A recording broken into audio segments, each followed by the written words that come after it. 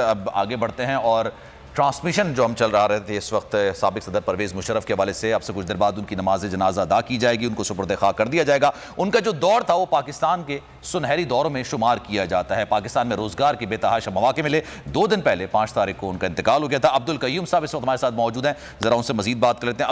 अब्दुल कय्यूम साहब, सर बताइएगा कैसे देखते हैं उनके दौर को? उनका दौर था, पाकिस्तान में मौके बहुत हुए रोजगार के, पाकिस्तान ने तरक्की की, मईशत का पहिया तेज चला, और सबसे अहम बात जो इंडिया पाकिस्तान का एक इमेज पोर्ट्रे करता था पूरी दुनिया में, उसका डटकर मुकाबला किया था। या देखिए, ये बात बिल्कुल ठीक है। मैं चूंकि उनका एक कॉमरेड इन यूनिफॉर्म रहा हूँ, हम इकट्ठे 30 साल की मेरी एसोसिएशन थी उनके साथ अफवाज पाकिस्तान में, तो मैं बिल्कुल हूँ कि वो एक प्राउड पाकिस्तानी, एक बहुत ही आलीशान ऑफिसर और एक मिलिट्री लीडर और बहुत ही नॉलेजेबल और बड़े करेजियस, वो अपनी हमारा जो SSG का ग्रुप है गुरीलों का, उसके अंदर भी उन्होंने ट्रेनिंग की। फिर मैं और हम दोनों इकट्ठे आर्टिलरी में थे, हमने भी 1 साल का कोर्स इकट्ठा हमने किया स्कूल ऑफ आर्टिलरी नौशहरा में।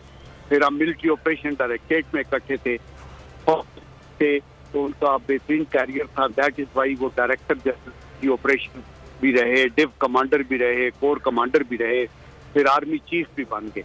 इसके बाद उनका दूसरा जो दौर शुरू एज ए प्रेसिडेंट, जब उन्होंने मुल्क की बागडोर संभाल ली, तो उसमें प्रोज एंड कॉन्स जरूर थे।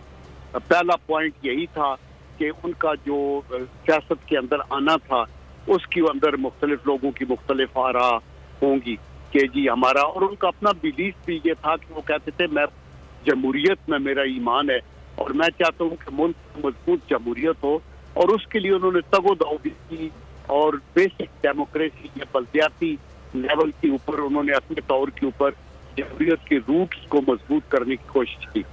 जहाँ तक उनका फॉरेन पॉलिसी का ताल्लुक था, वो भी बैनुल अक़वामी सतह पे मकबूल थे, और इंडिया के साथ के ऊपर तो वो डंके की चोट के ऊपर जिस उन्होंने पाकिस्तान को रिप्रेजेंट किया और इंडियन चैनल्स के ऊपर आके उन्होंने कश्मीर की काज को डिफेंड किया और इंडिया की आंखों में आंखें डाल के कहा कि हम आपके साथ, कभी भी आप हमें अपने से कमजोर न समझें।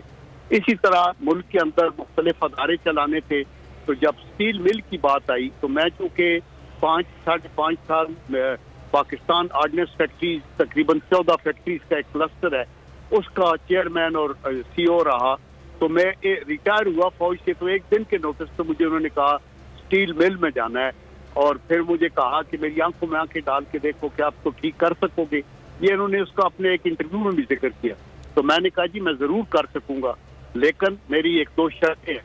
और उन्होंने कहा हाँ ये बताएं। तो मैंने कहा जी एक तो ये है कि इसमें पॉलिटिकल इंटरफेरेंस ना हो, नंबर 2 ये है कि हम मेरिट के ऊपर लोगों को चलाऊंगा, आप शिकायतें आएंगी क्योंकि पॉलिटिसाइजेशन से हुआ है और इसके अंदर मेरिट के धज्जियां उड़ाते हैं। तो उन्होंने कहा वी आर ऑन बोर्ड, और फिर उन्होंने अपने इंटरव्यू में कहा कि फिर मैंने डिलीवर किया अल्लाह के करम से। वो स्टील मिल का दौर था 2004 जनवरी से 2006 सितंबर के, हमने उसके अंदर तकरीबन 18 अरब रुपए प्रॉफिट कमाया। सारे लोग जो अरबों के थे वो पहले खत्म किए, फिर ये जब 13 सितंबर 2006 को मैं वापस रिटायर हुआ, तो उस वक्त हमारे पास खजाने में 10 अरब की सेविंग भी पड़ी हुई थी। सही है। तो मेरा मतलब ये है कि वो ट्रस्ट करते थे और फिर वो उसको बैक करते थे, और वो इंटरफियर न किया, न करने दिया। ना मैंने उनको बताया था कि MQM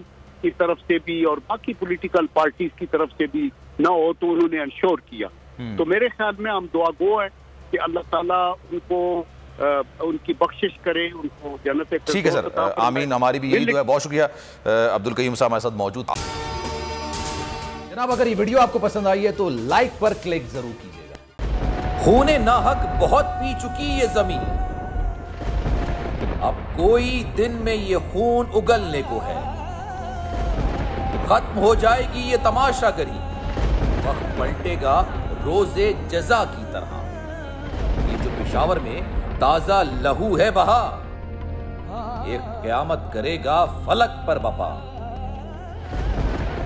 गम की सलमनाक घड़ी में बोल सानह पेशावर में शहीद होने वालों के लवाहिकीन के साथ। सब्सक्राइब करें और बेल दबाएं ताकि कोई खबर रह न जाए।